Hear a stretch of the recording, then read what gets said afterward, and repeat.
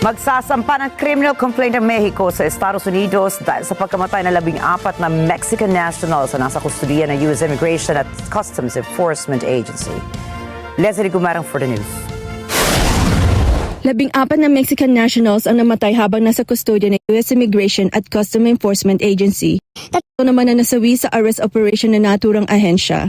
Ang pinakabagong pagkamatay ay nangyari noong Martes sa malaking komunidad ng Latino sa Houston, Texas. Binaril na isang ICE agent ang 52 taong gulang na si Lorenzo Zagado Arujo, Mexican national na iligal na naninirahan dito sa US sa nakaraang 3 dekada. Bunso ng pagkamatay sa kanya, nag-udyok ito ng mga protesta sa Houston. Sa kanyang daily press conference, si Mexican President Claudia Sheinbaum na hindi nila maaaring isantabi ang Mexicans na namatay. Anya, layunin ng criminal complaints na papanagutin ang maituturing na gumawa ng homicide o mga paglabag sa karapatang pantao.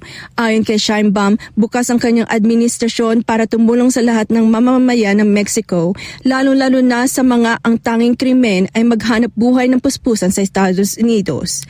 Pahayag ni Mexican Foreign Minister Roberto Velasco na magsasampa rin sila ng civil lawsuits laban sa pribadong mga kumpanya na nagpapatakbo sa immigration detention centers dito sa US. Samantala, sa Houston, dumadaan ang magkakapitbahay sa pagsamantalang memorial kung saan binaril at pinatay si Arujo. I think we're all frustrated at the continuing raids and hauling of hardworking people who come here to provide for the families, provide a better future.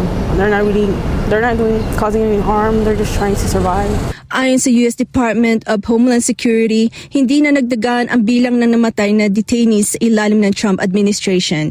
Sinabi nito na tumatanggap ang lahat ng detainees ng tamang proseso at binibigyan ng akmang pagkain, tubig, medical treatment at ng oportunidad na makipag-ugnayan sa kanilang mga pamilya at abogado. Leslie Gumarang, Net 25 Americas, para sa Mata ng Agila International, Trusted, Connected, On Point.